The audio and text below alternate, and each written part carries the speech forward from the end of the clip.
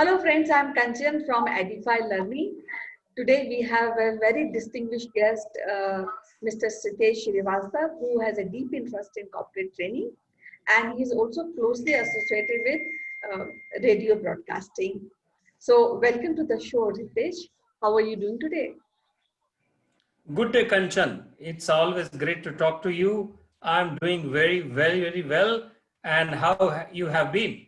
Yeah, I'm fine. Things are lovely here. But the thing is that I'm quite worried because my family doctor, he got infected with COVID. So I heard this news and I was just kind of horrified what's happening because I'm also hearing there's a surge in September in COVID. And on Wednesday, we have received news that on Wednesday only, it's a surge of 23,000 cases in Mumbai of COVID. So what's happening and how we have to cope up with this, what we should do, all that is just, these things are coming in my mind. Well, Kanchan, I feel that it is around 170 days of lockdown all over the world, plus minus few more numbers of days. And the whole world is now upside down. The notions of our lifestyle, business models, and everything has changed. Travel, food, going out to the market, and since there is no vaccine, the fear is seeped very deep into all of us. At the same time, I have met a couple of people, very senior people recently, who say that through this pandemic, somebody is trying to make money because fear mongering has become a business now. So it is started. There are many other things that people die, HIV, TB, heart attacks, and if we have seen the history of pandemics. So the only missing factor here is that the vaccine is not available. And when we see the India's part in the beginning of the lockdown, the numbers were very small. But when it peaked up from last 1 month or 1.5 months or so, India is now number 2, which is worrying. At the same time, it raises lots of questions. What has happened in last 1.5 months or 2 months that India has climbed from probably number 10 to number 2? And where do we go from here? Yes, actually, I think that it's not only government responsibility to look after well-being of the citizens, but I think people should also think about themselves. If there is a social distancing, they have to maintain a social distancing. Okay. So that is very important. And we have to take care of all cleanliness, we have to put masks, we have to wear gloves. So all these precautions has to be taken care, because now when the COVID is on surge, it is highly recommended that you follow a lockdown for yourself, rather than government will tell you that okay, this is a lockdown period. So you have to do something for yourself and for the community. Kanchan, I fully agree with you.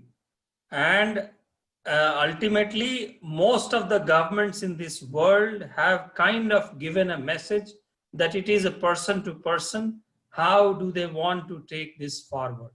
But this does not take away the question, what have the governments been doing for last 170 days?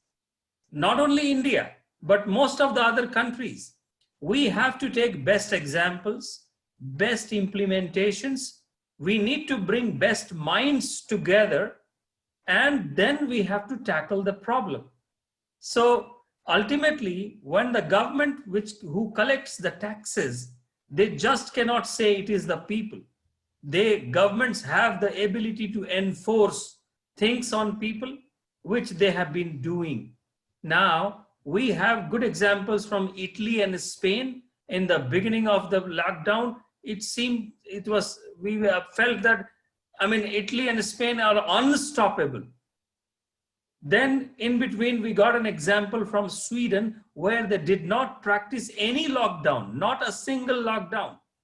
And they had their own example. Then we had New Zealand. In New Zealand, the Prime Minister claimed that there is a zero infection. Now it has resurfaced. So the face of this COVID pandemic is still not ascertained. And Dr. Fauci, the US chief person who is taking care of how US is moving to tackle the pandemic, he says that we really don't know the face of this vaccine. So I am saying, as much as the government is responsible, as much as the people are responsible, as much as the scientists are responsible, we all have to be coordinatedly working towards it. Otherwise, there is no way how to explain that in the beginning of the lockdown, India's numbers were 300, 400, 500. And in last 2 months, it has number 2. So it is at both ends. Not just social distancing. Where is the vaccine? Why are we still, how many projects are going on for vaccine in India? Why do we have to depend on Russia to give us a vaccine? So all these 3 questions need to be asked. At the same time, we all have to follow distancing, the mask, sanitization, and I'm really worried about the schools and colleges opening from 1st of October. Yeah, that is I think is quite a grave decision which is being taken, if it is taken, because here in Hyderabad, there's no such regulation has come as yet. But I feel that we have to follow, because or the norms of wearing mask and gloves, because there's no vaccine that makes things more worse. So I think the takeoff of today's discussion is that in September, there's people are saying this is the revival of COVID, so we have to be extra careful.